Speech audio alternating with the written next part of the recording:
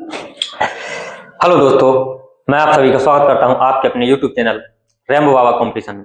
हम पढ़ रहे हैं यूपी पुलिस एसआई 2025 के लिए मूल विधि। क्या पढ़ रहे हैं? यूपी पुलिस एसआई 2025 के लिए मूल विधि हम पढ़ रहे हैं। तो मूल विधि हमने कल क्या धारा 2 पढ़ी थी, जिसमें क्या पढ़ी थी? हमने परिभाषाएं पढ़ी थी, बहुत सारी हमने परिभाषाएं पढ़ी थी। और हमने कौन सा अध्याय एक हमने कल समाप्त कर दिया था। क्या कर दिया था? कल एक अध्याय एक हमने समाप्त कर दिया था। आज हमको पढ़ना है अध्याय 2। आज हमको आगे बढ़ना है और अध्याय 2 स्टार्ट करना है। हम बातचीत नहीं करेंगे क्योंकि समय हमारे पास बहुत कम है, तो हम डायरेक्ट सीधे स्टार्ट करते हैं, पढ़ना शुरू करते हैं। तो आज हमको पढ़ना है, क्या पढ़ना है? अध्याय 2 स्टार्ट करना। आज हमको क्या पढ़ना है? अध्याय 2। अध्याय 2 का नाम क्या है या किससे संबंधित है? तो ये किसके विषय में? दंडों के विषय में। ये किसके बारे में बात करता है? दंडों के विषय या दंड के बारे में, दंडों के विषय में। किसमें? ये बात करता है दंडों के विषय में। अध्याय 2 बात करेगा किसके बारे में? दंडों के बारे में बताएगा कि दंड क्या होते हैं। तो चलिए हम समझते हैं अध्याय 2 को। तो अध्याय 2 में धारा कहाँ से स्टार्ट है? तो अध्याय धारा 3 तक हम पढ़ चुके थे और धारा 4 से कहाँ अध्याय 2 में हमको पढ़ना है। कहाँ पढ़ना? अध्याय 2 में हमको पढ़ना धारा 4 से। चलिए इसको ऊपर लिख लो, कोई जरूरी। चलिए हम पढ़ते हैं धारा 4। धारा 4 क्या कहती है? धारा 4 में क्या लिखा है? धारा 4 में लिखा है एक शब्द लिखा है, क्या? दंड। क्या लिखा है? धारा 4 में लिखा है केवल दंड। तो अभी तक क्या थी? जो हमारी क्या थी? दंड। समझिए दंड क्या है। इसमें दंड का बताया गया किसको क्या क्या है जो दंड माना जाएगा। कितने प्रकार के दंड बताए गए कि जैसे मृत्यु दंड होता है तो वो दंड होता है, उसको दंड माना गया है। जैसे कारावास हो गया तो उसको कारावास में कठिन कारावास और सरल कारावास या सामान्य कारावास, तो ये इसको दंड माना गया है। जैसे जुर्माना है तो इसको भी दंड माना गया है। सामाजिक कोई ऐसी कार्य है जो उसको भी क्या जुर्माना माना गया है, उसको भी दंड के अंतर्गत रखा है कि नहीं रखा है। तो कितने दंड होंगे, कितने प्रकार के दंड दिए जा सकते हैं? किसी व्यक्ति यदि कोई अपराध करता है तो उनमें से इन्हीं में से क्या किया जाएगा? उस व्यक्ति को दंड दिया जाएगा। तो ये दंड इसमें बताया गया कि ये दंड कितने प्रकार के। तो पहले हम क्या पढ़ते थे? पहले जब हम आईपीसी पढ़ते थे, क्या पढ़ते थे? आईपीसी। और पहले जो आईपीसी ये दंड, आईपीसी किस धारा में थे? आईपीसी की धारा किसमें थे? 53। किसमें थे? धारा 53 में। आईपीसी की धारा 53 में क्या किसके बारे में बताया गया? दंड बताया गया था। किसके बारे में? दंड बताया गया था। ठीक। तो जो आईपीसी थी तो आईपीसी में कितने दंड थे? तो आईपीसी में 5 दंडों के बारे में बताया। कितने? आईपीसी में 5 दंड थे। क्या थे? आईपीसी में 5 दंड थे। लेकिन अब क्या हो गया है? जो बीएनएस आई है, क्या बीएनएस, इसमें कितने? 6 दंड हो गए हैं। कितने? 6 दंड। कितने? 6 दंडों के बारे में इसमें क्या होगा? एक बढ़ गया है, एक बढ़ गया है। तो अब हम देखिए इसमें देखने के कौन कौन से दंड हैं जो व्यक्तियों को मिलेंगे। तो चलिए हम देखते हैं एक एक करके, सभी को देखते हैं। नंबर 1 में क्या है? एक नंबर 1 क्या है? मृत्यु दंड। क्या है? मृत्यु दंड। तो ये क्या है? किसी को मृत्यु, कोई अपराध करेगा तो उसको कहा मृत्यु दंड भी मिल सकता है। ठीक है। दूसरा क्या है? आजीवन कारावास। कैसा? आजीवन कारावास। आजीवन कारावास। क्या हो जाएगा? आजीवन कारावास, मतलब उसको जेल, हमेशा के लिए, जिंदगी भर के लिए जेल। और जिसमें नंबर 3 में क्या बताया गया? 2 में आजीवन कारावास। नंबर 3 में बताया गया है कि कारावास कितने? 2 प्रकार के होते हैं। जो कारावास कितने? 2 प्रकार के। तो कारावास क्या है? कारावास कितने प्रकार के? जो कितने? 2 प्रकार के। 2 प्रकार के। तो कारावास में नंबर 1 कौन कौन सा और नंबर 2 कौन सा? नंबर 1 कौन सा है? कठिन अर्थात कठोर श्रम वाला। कठिन, कैसा? कठिन अर्थात क्या कह सकते हैं? अर्थात क्या कह सकते हैं कि कठोर श्रम के साथ। कैसा? कठोर, इसमें क्या काम करना पड़ेगा? कठोर श्रम के साथ। ये क्या हो जाएगा? हमारा अपराध हो जाएगा। ठीक है। कठोर श्रम के साथ। दूसरा क्या है? दूसरा कैसा है? सादा कारावास। कैसा है? दूसरा कैसा है? सादा कारावास। तो ये कितने हो गए? 1 2 3 हमने दंड पर देख लिए। कितने? 3 दंड देखे। पहला मृत्यु दंड, दूसरा आजीवन कारावास, फिर तीसरे में कारावास में कैसे? कठिन और सादा कारावास हो सकते हैं। कैसे हो सकते हैं? कठिन और सादा कारावास। नंबर 4 देखते हैं। नंबर 4 में क्या है? नंबर 4 में देखिए क्या है कि संपत्ति की जब्ती हो सकती है। ये भी क्या है? दंड है। संपत्ति किसी की जब्ती जा सकती, क्या संपत्ति, संपत्ति किसी की संपत्ति की जब्ती हो सकती है, क्या संपत्ति की जब्ती हो सकती है, क्या हो सकती है संपत्ति की जब्ती हो सकती है। नंबर 5 में क्या लगाया जा सकता है, किसी को जुर्माना लगाया जा सकता है, क्या जुर्माना भी क्या है, दंड है, जुर्माना, यदि किसी को जुर्माना लगता है तो वो भी क्या है, दंड है। और नंबर 6 जो क्या किया है, ये बीएनएस में जोड़ा गया, किसमें, नंबर 6 जो बीएनएस में जोड़ा गया है वो क्या है, वो है सामुदायिक सेवा, क्या जोड़ा गया है, सामुदायिक सेवा, सामुदायिक, सामुदायिक सेवा। सामुदायिक सेवा का मतलब क्या है, कई बार आपने देखा होगा कि पुलिस वाले जो होते हैं, कई बार जो लोग सड़क में देखा होगा उनसे पन्नी बिनवाते हुए, वहाँ कई जगह जो सामुदायिक स्थान है, कोई पार्क है तो उसकी सफाई करवाते हुए, कैसी कि यदि कोई हेलमेट नहीं लगा के आया है तो उसको रुका के कहते हैं कि यहाँ पे श्रम करो, क्या करो, श्रम करो, यहाँ पे सामुदायिक सेवा करो, कोई कुछ नहीं है, तो ऐसी छोटी छोटी जो अपराध होते हैं उनके लिए क्या करते हैं, ऐसी सजा भी सुना देते हैं। तो दंड कौन से में, धारा बीएनएस की धारा 4 में और आईपीसी की धारा कितने 53 में जो दंड बताया गया है वो कितने, आईपीसी में कितने 5 थे, लेकिन बीएनएस में कितने हो गए, 6 हो गए। तो कौन कौन दंड, मृत्यु दंड है, आजीवन कारावास है, कारावास जो 2 प्रकार के हैं, वो सादा कारावास और कठिन कारावास, संपत्ति की जब्ती, जुर्माना और सामुदायिक सेवा, ये क्या है, ये हमें बताए गए हैं, क्या दंड, किसमें बताए गए, धारा 4, बीएनएस की धारा 4 में बताए गए दंड। दंड कितने प्रकार के होते हैं, तो दंड कितने, बीएनएस की धारा में पूछ सकता है कि दंड कितने प्रकार के होते हैं, तो कितने प्रकार के, 6 प्रकार के, कितने, या दंडों के बारे में किस धारा में चर्चा की गई, तो धारा किसमें, बीएनएस की धारा 4 में चर्चा की गई है, किसमें की गई, बीएनएस की धारा 4 में किसके बारे में चर्चा की गई,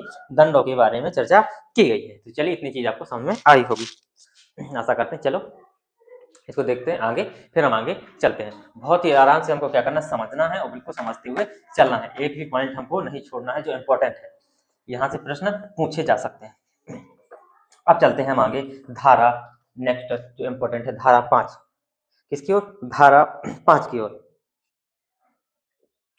देखते हैं। धारा 5, धारा 5, धारा 5 में क्या है, धारा 5 में है किसी भी जो दंड दिया गया है, जो अभी दंड देखे हैं इन दंडों का क्या, लघुकरण, इनका क्या है, दंडों का लघुकरण, तो दंडादेश का लघुकरण, क्या दंडादेश, दंडादेश, दंडादेश का लघुकरण, लघुकरण, तो इन दंड का जो दंड मिला है इसका लघुकरण कौन कर सकता है, तो कौन कर सकता है, कौन कर सकता है, तो कौन, केंद्र सरकार, केंद्र सरकार यदि चाहे, क्या सर पहले उसमें लिखा है, क्या लिखा है उसमें, लिखा है सामुदायिक सरकार, कौन, सामुदायिक, या क्या लिखा, हाँ सॉरी समुचित, सामुदायिक में क्या, समुचित सरकार, कौन कर सकती है, समुचित, समुचित सरकार, ये बहुत बार टर्म आएगा, समुचित सरकार, इसको समझ ही लेते हैं, समुचित सरकार।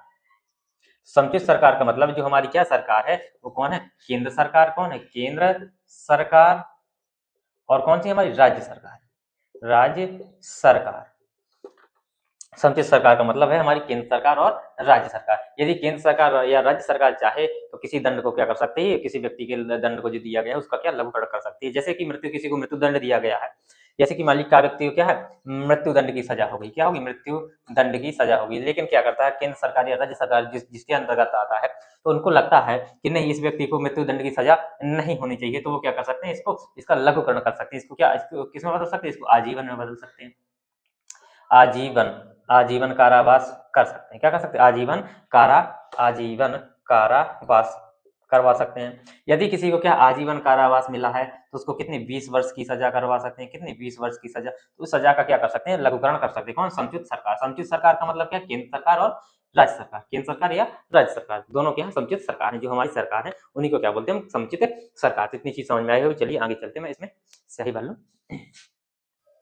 तो हमने देखी धारा 5, तो इतनी आशा है कि इतनी चीजें, ये चीजें आपको क्या हो रही होगी, समझ में आ रही होंगी। दंडादेश का लघुकरण का मतलब क्या है, अपन को याद इतना रखना है, ये जो मैं समझा रहा हूँ ये क्या है, समझाने के लिए है, लेकिन हमको याद क्या करना, परीक्षा में ये पूछा जा सकता है कि धारा किसमें, धारा 5 में क्या है, या धारा 5 दंडादेश का लघुकरण किस धारा में, या धारा 5 में किसको बताया गया, जो मैं बता रहा हूँ ये समझा रहा हूँ ये नहीं पूछा जाएगा, पूछा ये ही जाएगा, ठीक है, इसलिए इसको नोट करते जाइए, इसको नोट करें चाहे ना करें, इसको समझने के लिए कि दंडादेश का लघुकरण का आपको अर्थ पता होना चाहिए कि क्या है दंडादेश का लघुकरण, इसका हमें मायने पता होना चाहिए, इसलिए मैं समझा रहा हूँ। चलिए नेक्स्ट धारा की ओर चलते हैं और चलते हैं हम धारा, ये दंडादेश का लघुकरण जो आईपीसी है, आईपीसी किस धारा में बताया गया, आईपीसी की धारा किसमें 54 में 54 में धारा 54 में किसके बारे में बताया गया, दंडादेश के लघुकरण के, जो किसमें आईपीसी में बताया गया। ठीक है, अब चलते हैं धारा जो इंपॉर्टेंट धारा है वो कौन सी है, हम चलते हैं धारा 8। धारा किसकी और धारा 8। धारा 8 में किसकी बात की गई है, तो धारा 8 में बात की गई है, चलिए धारा 8 में किसकी बात की गई है, धारा 8 में बात की है जुर्माने की रकम। धारा 8 में किसकी बात की गई है, जुर्माने, क्या इसमें जुर्माने क्या है, जुर्माने की रकम क्या है, धारा 8 में जुर्माने की रकम या क्या जुर्माने की रकम या जुर्माना आदि देने में, क्या जुर्माने की रकम या जुर्माना आदि देने में क्या हो, व्यतिक्रम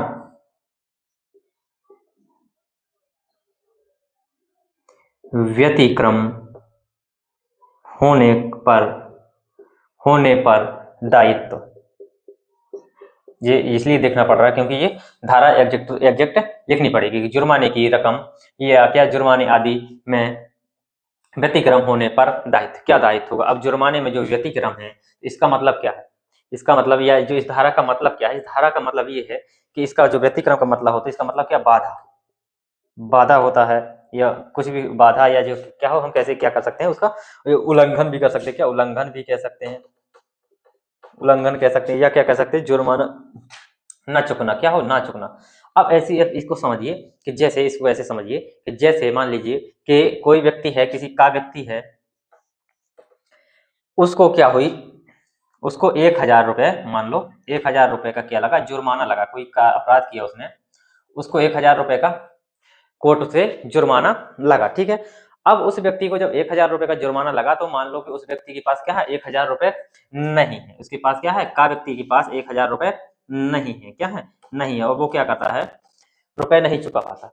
तो कोर्ट क्या करता है कि उसके पास क्या है, उस समय पे कोई भी समस्या हो सकती है, कोई भी बाधा उत्पन्न हो सकती है, कोई भी चीजें हो सकती है, वो जिसके कारण वो क्या कर रहा है, 1000 रुपए कोर्ट को नहीं दे पा रहा है, क्या कर रहा है, कोर्ट को नहीं दे पा रहा, तो वही क्या जुर्माने की रकम वो क्या कर रहा, नहीं दे पा रहा।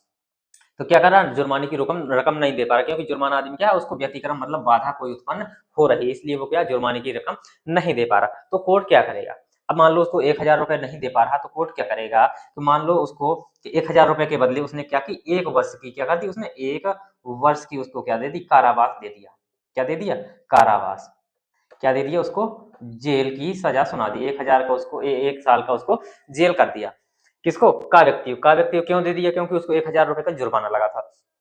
अब यदि वो 1000 रुपए का जुर्माना का व्यक्ति नहीं भर पा रहा है, क्या कर पा रहा है, 1000 रुपए का जुर्माना नहीं भर पा रहा, तो कोर्ट ने क्या कहा कि भैया कोई बात नहीं है, तुम्हें 1000 रुपए नहीं है तो तुम 1 साल की क्या कर लो, जेल काट लो, 1 साल की तुम सजा काट लो, 1 साल तुम कहाँ रहो, कारावास में रहो। ठीक है, तो उसने कहा ठीक है चलो 1 साल का जुर्माना 1 साल का हो गया, 1 साल का जेल काट लूंगा। लेकिन अब क्या होगा कि मान लो उसके पास क्या हो गया, मान लो जैसे उसको क्या हुआ,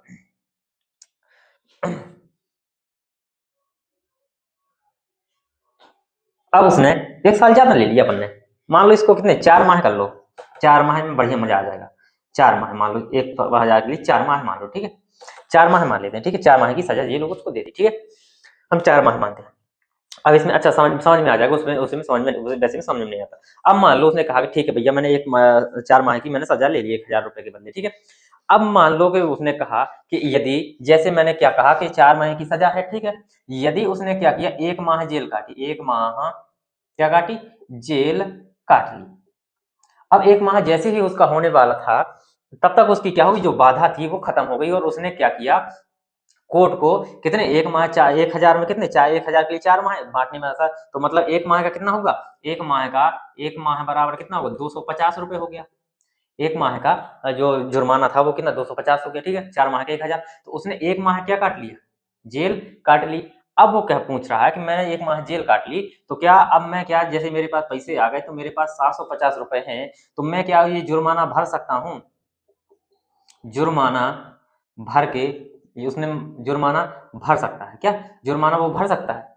तो यदि वो क्या करता है, 4 पूछता है वही जेल में, वही कोर्ट में कि जैसे मैंने 1 महीने की जेल काटी और इसके बाद मेरे पास पैसे आ गए तो मैंने पैसे भर दिए, तो क्या मैं पूरी सजा काटूंगा, पैसा भी भरूंगा, या पैसा भरने के बाद मुझे रिहा हो जाऊंगा, क्या हो जाऊंगा, रिहा हो जाऊंगा, छोड़ दिया जाऊंगा।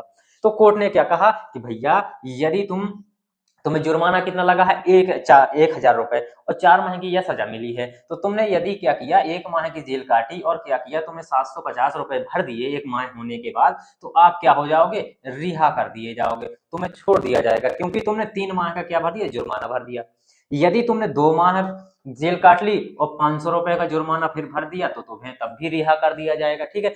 यदि तुमने क्या 3 माह जेल काट ली, तो तुमने 250 रुपए बाद में भर दिए 3 माह में, तो भी तुम्हें क्या 1 माह पहले छोड़ दिया जाएगा। तो ये चीज है कि यदि, यही चीज इसमें बताई गई है, यही चीज धारा 8 में बताई गई है कि जुर्माने की रकम, जुर्माने आदि में व्यतिक्रम होने पर क्या दायित्व है, कि यदि व्यक्ति वो क्या करता है, जुर्माना नहीं दे पा रहा है या कुछ समस्या हो जाती है, तो क्या है, यदि उसको सजा मिलती है तो क्या उसके दायित्व रहेंगे, तो वो क्या कर सकता है, वही दायित्व बताएं कि यदि जुर्माना नहीं दे पा रहा तो वो क्या करेगा, सजा ले लेगा, अपनी सजा काट लेगा, और सजा काटते टाइम वो किसी भी टाइम पे क्या कर सकता है, पैसे चुका सकता है, और जैसे उसके पैसे चुकेंगे सजा के पूरे, वो क्या हो जाएगा, रिहा हो जाएगा। किसने कहा, जज साहब जो बैठे थे उन्होंने कहा कि तुम भैया रिहा हो जाओगे, ठीक है। इतनी चीज आपको समझ में आई होगी, क्या होगी, इतनी चीज आशा है कि समझ में आई होगी। और ये चीज धारा आईपीसी की धारा किसमें, 63 में ये चीज थी। पहले आईपीसी की धारा किसमें, 63 में थी, क्या था, जुर्माने की रकम, जुर्माने आदि से में व्यतिक्रम होने पर क्या दायित्व, ठीक है। इतनी चीज आपको समझ में आई होगी, इसको समझिए, फिर हम क्या करते हैं, आगे नेक्स्ट धारा की ओर चलते हैं।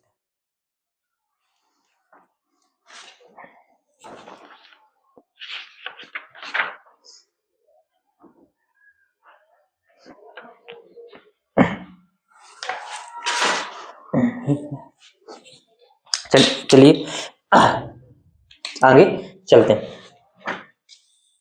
अब हमको आगे चलिए नेक्स्ट धारा की ओर चलते हैं। अगली धारा हमारी, अब हम देखते हैं धारा 9।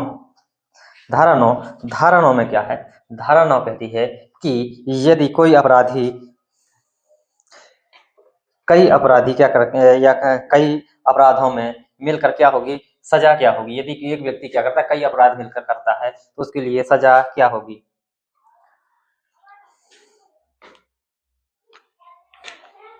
तो चलिए देखते हैं धारा कौन सी, धारा 9। धारा 9 में क्या है, कई अपराधों से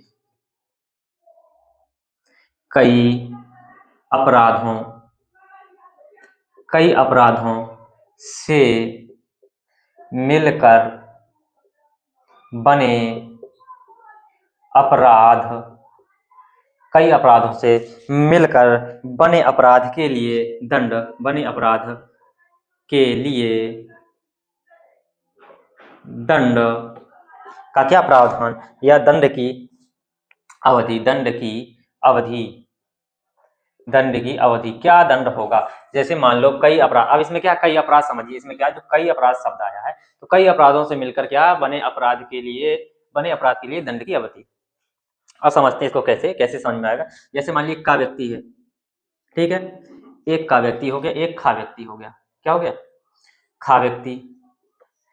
का व्यक्ति ने क्या किया, खा व्यक्ति को, इनको का और खा में क्या हो गया, झगड़ा हो गया। ऐसे ही डायग्राम से सारी की सारी धारा समझाएंगे, ठीक है। का व्यक्ति का और खा व्यक्ति का क्या हो गया, झगड़ा हो गया। तो का व्यक्ति ने क्या किया, खा व्यक्ति को कितनी 50 लाठी मारी, कितनी 50 लाठी मारी, कितनी लाठी मारी। तो अब मान लो कि एक लाठी मारी तो एक सजा होनी चाहिए, 2 लाठी मारी तो इस हिसाब से 2 सजा होनी चाहिए, 50 लाठी मारी मतलब 50 सजा होनी चाहिए। लेकिन उसने क्या, उस जो न्याय हमारा क्या, जो न्यायालय है, उसने क्या कहा, किसे एक लाठी से मारा, किसे एक लाठी से, तो कितनी एक सजा हुई। एक बार मार दो, कितनी भी बार बोलते हैं कि यदि किसी को एक थप्पड़ मार दो, 50 मार दो, लगना सजा होनी किसकी, एक ही थप्पड़ की सजा होनी है। क्या बोलते, कई बार सुना होगा कि एक लठ मारा तो और मार दो, अच्छी तरह से तोड़ लो, होनी सजा एक ही है। तो वही है कि एक लाठी मारी तो उसको क्या होगी, इसकी क्या होगी, एक ही सजा होगी। 50 लाठी भले ही मारी उस व्यक्ति को, लेकिन कितनी, एक लाठी की सजा होगी, ठीक है। तो इतनी चीज आपको समझ में आई होगी। अब यदि क्या होता है,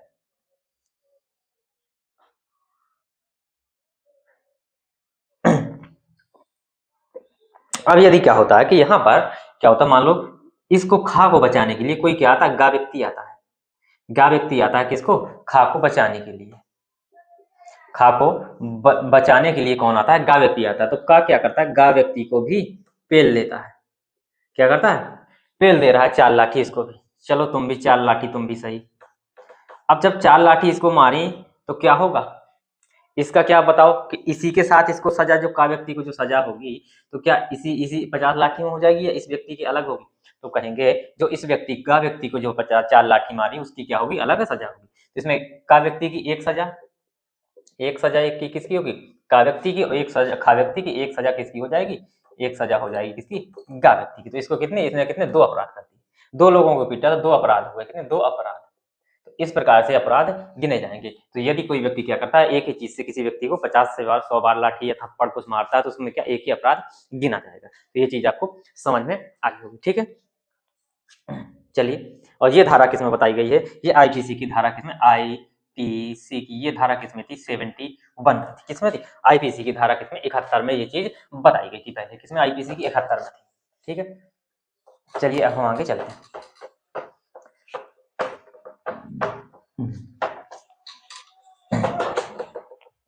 अब चलते हैं धारा 11 की ओर, इंपॉर्टेंट धारा है 11। धारा 11, धारा 11 क्या कहती है, धारा किसके बारे 11 बताती है, किसके बारे, एकांत परिरोध के बारे में, किसके बारे में, एकांत परिरोध, किसके बारे में, एकांत परिरोध के बारे में बताती है कि एकांत परिरोध क्या होगा। एकांत परिरोध ये क्या है, पहली बात तो ये क्या है, एक दंड है, ये क्या है, एक प्रकार का दंड है। जो एकांत परिरोध है वो क्या है, एक प्रकार का दंड है। एकांत परिरोध का मतलब क्या है, उस एक जो अपराधी है, अपराधी को क्या करना, अपराधी को क्या करना, अपराधी को सभी कैदियों से क्या, सभी से क्या करना, अलग थलग करना, अलग कर देना, क्या कर देना, अलग कर देना। जो कैदियों के साथ में जैसे पहले रहता था, तो उसका एकांत परिरोध का मतलब उस व्यक्ति को क्या, वहां सभी कैदियों से लेकर क्या एकदम अलग कर दिया जाएगा, उसका एक कमरा रहेगा, बंद कमरे में रहेगा, ना बाहर निकलेगा, ना दिन देखेगा, ठीक है। वहीं उसका खाना पहुंचेगा, वहीं सब कुछ होगा, ना किसी से बोल पाएगा, ना बातचीत कर पाएगा, कुछ नहीं कर पाएगा। ये इसका मतलब एकांत परिरोध का मतलब है। तो अब इसमें क्या बताया गया कि यदि, इसमें क्या बताया गया कि यदि किसी व्यक्ति को एकांत परिरोध कितना हो सकता है, एकांत परिरोध कितना हो सकता है, ठीक है। यदि क्या है, किसी व्यक्ति ने ऐसा अपराध किया है कि जैसे मान लो उसका जो दंड है, इसको समझते हैं कि यदि क्या है, कारावास की अवधि कितनी, 6 माह है, क्या है, यदि ऐसा अपराध किया है जिसमें कारावास कई प्रकार से, तो देखते हैं कि यदि कारावास की अवधि कैसी, कारावास की अवधि कितनी है, 6 माह है, 6 माह है, कितनी, यदि कारावास की अवधि कितनी है, 6 माह है, तो उसको कितना, तो उसको जो एकांत परिरोध होगा तब, तो एकांत परिरोध कितना होगा, एकांत परिरोध उसको कितना होगा, अधिकतम कितना होगा, अधिकतम 1 माह का, कितना होगा, 1 माह का क्या होगा, एकांत परिरोध होगा। किसी ये सब दंड में चल रहे हैं तो दंड ही हमारे बता रहे, एकांत परिरोध। यदि कोई व्यक्ति कोई अपराध करता है और उसको क्या कठोर कारावास मिलता है, तो अधिकतम अगर यदि उसकी सजा कितनी, 6 माह की है, तो उसमें कितना, 1 माह क्या होगा उसका, कठोर या एकांत परिरोध का होगा, ठीक है। दूसरा क्या देखते हैं, खा, कि यदि क्या है, यदि कारावास की अवधि कितनी, 6 माह से अधिक और 1 साल से क्या है, कम है, क्या है, यदि क्या कारावास, ऐसे देखते हैं, यदि कारावास क्या हो, कारावास कितना, 6 से कितना हो, 1 साल, 1 वर्ष तक, वही मान लीजिए 1 साल से 6 महीने से अधिक और 1 वर्ष से कम, 1 वर्ष से क्या हो, कम हो, तो उसको जो कारावास होगा, जो एकांत कारावास होगा, एकांत परिरोध होगा, उसको कितना होगा, 2 माह, कितना होगा, 2 माह का। यदि देखते हैं कि यदि गांव में क्या है, यदि क्या है, जो कारावास है उसका, यह क्या है, कारावास है, जो कारावास की सजा उस अपराधी को जो मिल रही है, 1 वर्ष से क्या है, 1 वर्ष से क्या है, अधिक है, कैसी है, अधिक है, तो उसको जो एकांत परिरोध होगा वो कितना होगा, 3 माह का होगा, कितना, 3 माह का एकांत परिरोध होगा। तो इतनी चीजें इस धारा 11 में बताई गई है, किसमें, धारा 11 में बताई गई, जो कि आईपीसी की किसमें, धारा 73 में, आईपीसी की धारा किसमें, 73 में बताई गई। तो इतनी चीजें, एकांत परिरोध का मतलब क्या है, ये क्या है, दंड है, और इसमें क्या होता है, इसका मतलब क्या होता है, अपराधी होता है उसको सभी कैदियों से क्या कर दिया जाता है, अलग कर दिया जाता है, ठीक है। तो इसमें यदि अपराधी को क्या, इसमें कैसा कि यदि कोई व्यक्ति की इसमें मान लो 6 माह की इस अपराधी का व्यक्ति को क्या 6 माह की सजा है, तो उसको क्या किया जाएगा, उसको कि 6 माह 5 माह में किसी भी उसमें 5 माह के अंदर किसी भी उसमें क्या कर सकते हैं, उसको कितने 1 माह का क्या कर सकते हैं, 1 माह के लिए कैदियों से अलग रख सकते हैं। और इसमें ये भी है कि एकदम से उस कैदियों से अलग नहीं रखते, कुछ कुछ दिनों करके अलग रख सकते हैं। तो उसको भी हम क्या करते हैं, अभी उसको भी हम समझेंगे, क्या करेंगे, उसको भी हम समझेंगे। तो चलिए हम समझते हैं आगे नेक्स्ट धारा में कि उसमें जो क्या है, एकांत परिरोध की क्या है जो अवधि है वो किस प्रकार से होगी। तो एकांत परिरोध की अवधि किस प्रकार हम उसको अलग रखेंगे। अब ये तो बता दिया हमने कि यदि क्या है 6 माह की है तो इसको 1 माह का मिलेगा, यदि क्या है 6 से माह ऐसे 1 वर्ष तक का या 1 वर्ष से कम है तो उसको कितनी 2 माह की मिलेगी, और यदि क्या है 1 वर्ष से अधिक है तो उसको 3 माह का एकांत परिरोध मिलेगा। ये समझ लिया। लेकिन अब ये एकांत परिरोध है उसको किस प्रकार से लागू किया जाए। 6 माह में जो 5 माह बचेंगे उसमें कितने कितने दिनों का उसमें बंटवारा किया जाए, कितने दिनों तक उसको एकांत परिरोध में रखा जा सकता है। तो चलिए धारा नेक्स्ट देखते हैं। धारा कौन सी 12, धारा 12 में बताया गया एकांत परिरोध की अवधि, एकांत परिरोध एकांत परिरोध की अवधि क्या बताएगा, एकांत परिरोध की अवधि। अब इसमें बताया गया एकांत परिरोध की अवधि बताइए, ठीक है। तो एकांत परिरोध की अवधि मतलब अब किस प्रकार से रखा जाएगा। ये पहले किस में थी, आईपीसी की किस में, धारा 74 में, आईपीसी की किस में, धारा 74 में थी। तो इसमें क्या बताया गया कि इसमें बताया गया है कि यदि कोई व्यक्ति क्या है किसी भी अपराधी को किसी भी दशा में, किसी भी अपराधी को किसी भी दशा में किसी भी जो अपराधी है उसको कितने भी दिन का कारावास, एकांत कारावास मिला हो, उसको किसी भी दशा में किसी भी दशा में अपराधी को कितने 14 दिन से क्या अधिक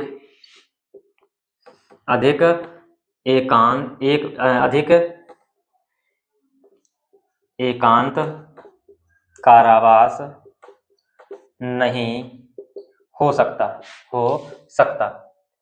एक बार में। किसी भी अपराधी को 14 दिन से अधिक एक बार में, यहाँ किसी भी अपराधी को एक बार में कितना 14 दिन से अधिक एकांत कारावास नहीं हो सकता। मतलब किस व्यक्ति को मिली 1 साल किसे 3 बार उसकी कितनी 3 माह उसका है एकांत कारावास है, एकांत का परिरोध है, तो उसको क्या 14 दिन करके कितना 14 दिन इस माह में, ठीक है, फिर 14 दिन अगले माह में, ठीक है, जिसमें फिर 14 दिन अगले माह में, फिर 14 दिन अगले माह में।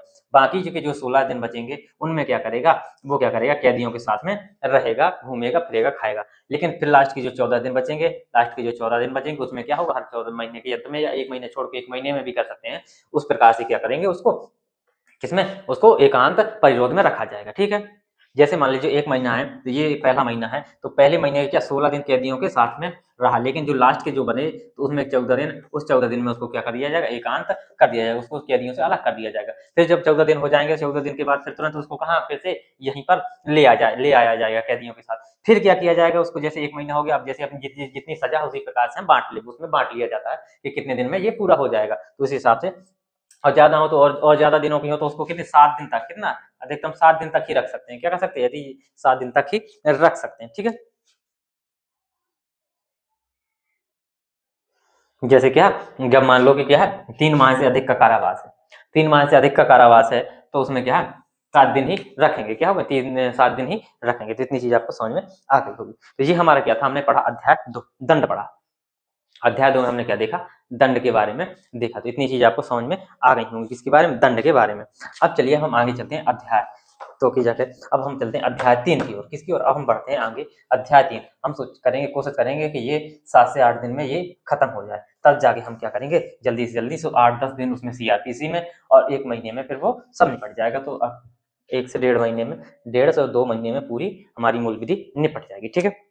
अब चलते हैं हम अध्याय 3 अध्याय 3 में क्या है, अध्याय 3 में बताए गए साधारण अपवाद। किसके बारे में चर्चा की, साधारण अपवाद। साधारण क्या है, साधारण अपवाद बताए गए, ठीक है। तो साधारण अपवाद में क्या बताया गया है कि चलिए देखिए साधारण अपवाद में क्या है कि देखिए धारा, चलिए लिखिए धारा कौन सी, धारा 14 में क्या बताया गया, धारा 14 है काफी लंबी है। तो विधि द्वारा क्या, विधि द्वारा आबद्ध, विधि लिखना, इसको पूरा लिखना, विधि द्वारा, समझाता हूँ फिर, विधि द्वारा आबद्ध, क्या, विधि द्वारा आबद्ध, विधि द्वारा कैसे आबद्ध, विधि द्वारा जैसा लिखा उसी में उसी वैसे, विधि द्वारा आबद्ध या तथ्य की भूल, विधि द्वारा आबद्ध या तथ्य की भूल के कारण, भूल के कारण क्या कर सकते हैं, विधि द्वारा आबद्ध या तथ्य की भूल के कारण अपने आप को, अपने आप को, अपने आप को क्या करना, अपने आप को विधि द्वारा आबद्ध, अपने आप को विधि द्वारा, विधि द्वारा आबद्ध, विधि द्वारा क्या आबद्ध, अपने आप को किसके द्वारा, विधि द्वारा आबद्ध होने का विश्वास, विधि द्वारा आबद्ध होने का विश्वास, क्या, विश्वास करने वाले, विश्वास करने वाले व्यक्ति, विश्वास करने वाले व्यक्ति द्वारा, व्यक्ति द्वारा किया गया कार्य, व्यक्ति द्वारा किया गया कार्य। अब इसको पढ़िए कि विधि द्वारा आबद्ध, कैसा, कोई विधि द्वारा आबद्ध या तथ्य की भूल के कारण अपने आप को विधि द्वारा आबद्ध होने का विश्वास करने वाला व्यक्ति, करने वाले व्यक्ति द्वारा क्या किया गया कार्य। तो इसमें क्या है, कोई व्यक्ति क्या है कि किसी विधि के द्वारा आबद्ध है, मान लो किसी के, जैसे मान लो कि कोई कोर्ट का आदेश आया, क्या है, न्यायालय ने आदेश दिया, न्यायालय ने क्या किया, आदेश दिया कि का व्यक्ति को क्या करो, गिरफ्तार करके लेके आओ, किसको, जो आदेश दिया वो किसको दिया, खा व्यक्ति को आदेश दिया, खा व्यक्ति को आदेश दिया कि जाके का व्यक्ति को क्या करो, गिरफ्तार करो, क्या करो, गिरफ्तार करो। तो खा व्यक्ति जाता है और का व्यक्ति को गिरफ्तार करता है, ठीक है। जबकि लेकिन उसमें क्या कहा गया, कोर्ट ने एक चीज और कही है कि जो का व्यक्ति है वो अपना रूप बदल के क्या घूम रहा है, वो क्या बना फिर रहा है, गा व्यक्ति बना फिर रहा है, क्या बना फिर रहा है, गा व्यक्ति बना फिर रहा है। तो तुम जाओ, जो खा है वो का को छोड़ के, का को ना पकड़ के किसको, गा को पकड़ के ले आओ, ठीक है। तो खा जाता है और किसको, कोर्ट के आदेश पर किसको, गा व्यक्ति को क्या करता है, पकड़ के ले आता है। अब इसमें क्या है, खा व्यक्ति की कोई गलती नहीं है, कोई भी उसका दोष नहीं है, क्योंकि वो किसके द्वारा, कि विधि के द्वारा आबद्ध है, किसके द्वारा, विधि के द्वारा वो क्या आबद्ध है, उसको क्या आदेश है और वो उसी काम के लिए है। तो वो क्या करता है, खा को पकड़ के ले जाता है, गा को पकड़ के ले जाता है और वो क्या हो जाता है, वो कोई अपराधी नहीं होगा, उसने जो अपना कार्य किया उसमें कोई उसका अपराध नहीं है। दूसरा आसान भाषा में और दूसरा समझिए कि जैसे मान लीजिए कोई क्या है, जो सेना है, सेना अधिकारी, मान लो सेना अधिकारी होता है, तो सेना अधिकारी क्या करता है, सैनिकों को क्या करता है, सैनिकों को बोल रहा है कि ये जो सामने लोग हैं इन पर क्या करो, गोली चला दो, क्या करो, गोली चला दो, ठीक है। अब सैनिकों ने क्या करा, इन लोगों पर क्या किया, गोली चला दी। तो अब सैनिक भी किसके द्वारा, विधि द्वारा आबद्ध हैं, किसके द्वारा, विधि के द्वारा आबद्ध हैं, उनको आदेश पालन करना उनका अधिकार है। तो उन्होंने क्या कर दिया, गोली चला दी।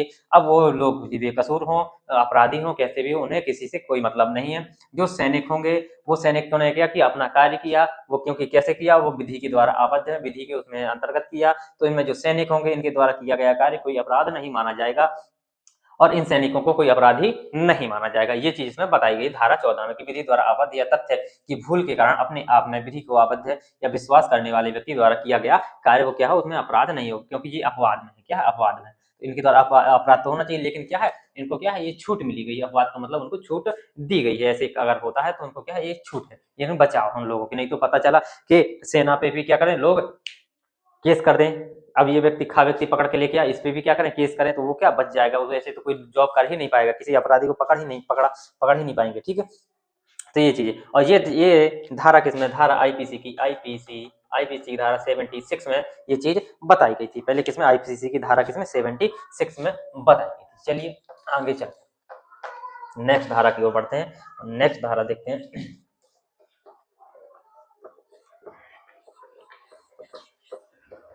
फिर हम आगे चलेंगे, काफी टाइम लग रहा है धारा में। अब चलते हैं हम धारा नेक्स्ट धारा 15 की ओर। धारा 15, धारा 15 में क्या कहा गया है कि न्यायिक रूप से कार्य करते हुए न्यायाधीश का कार्य, कैसे न्यायिक रूप से, न्यायिक रूप से न्यायिक रूप से कार्य कर रहे न्यायाधीश, न्यायिक रूप से कार्य कर रहे न्यायाधीश, कौन, न्यायिक रूप से कार्य कर रहे न्यायाधीश का कार्य, न्यायाधीश का कार्य। इसको यदि कोई क्या है जो न्यायाधीश है वो क्या कर रहा है, अपने न्यायिक रूप से क्या कर रहा है, अपनी सद्भावना पूर्वक किसी कार्य को कर रहा है, तो उसमें क्या होगा, वो अपराधी नहीं माना जाएगा। इतनी चीज ध्यान रखनी है कि जो न्यायाधीश है वो अपने पद पर बैठकर न्याय के लिए कोई कार्य कर रहा है तो वो क्या अपराधी नहीं होगा। इतनी चीज आपको याद रखनी। चलिए धारा 16, धारा, इतनी चीज ही समझनी है, धारा 16। और ये चीज, ये किसमें धारा, ये किसमें, ये 77 आईपीसी 77, ये धारा आईपीसी की धारा किसमें 78 में बताई गई, किसमें 78 में। तो इसमें क्या बताया गया, इसमें बताया गया कि न्यायालय के निर्णयों या आदेश के अनुसार अनुसरण में किया गया कार्य, न्यायालय किसके, न्यायालय या किसके, न्यायालय के निर्णय या न्यायालय के आदेश, जो ही मैंने समझाए हैं आदेश वही समझ लो, जो मैंने व्यक्ति को गिरफ्तार करने वाला दिया था का, जो क्या का ना होकर क्या गा था, उन दोनों में ये उदाहरण फिट होता है। क्या, न्यायालय के निर्णय या न्यायालय के आदेश, किसके, न्यायालय के आदेश के अनुसार, आदेश के अनुसरण में किया गया कार्य हो गया। वही आ रहा है कि ये कोर्ट ने क्या किया, आदेश दिया कि जाओ किसको, का को गिरफ्तार करो, लेकिन जो का व्यक्ति है वो क्या है, गा के रूप में घूम रहा है, तो किसको दिया था, खा को इसको जाके गा को गिरफ्तार करके लेके आया, तो खा व्यक्ति कोई अपराध नहीं है और इसमें क्या है, कोई भी अपराधी नहीं होगा। इतनी चीज आपको समझ में आई होगी। चलिए तो अब हम करेंगे बाकी की जो चीज धाराएं बची हैं उसमें हम करेंगे नेक्स्ट क्लास में, क्योंकि बहुत ही मजा आने वाला कल की क्लास में। कल की क्लास बहुत ही मजेदार होगी और अच्छी धाराएं। कल की क्लास में क्या है, कुछ बात भी होंगे जो पुराने, उन पे चर्चा भी करेंगे कि जिनके आधार पर इन धाराओं को क्या किया गया, बनाई गई है। तो चलिए, थैंक यू दोस्तों। क्लास अच्छी लगी तो प्लीज लाइक शेयर सब्सक्राइब जरूर करिएगा। मिलते हैं नेक्स्ट। थैंक यू दोस्तों, कल बहुत मजा आएगा, देखते हैं।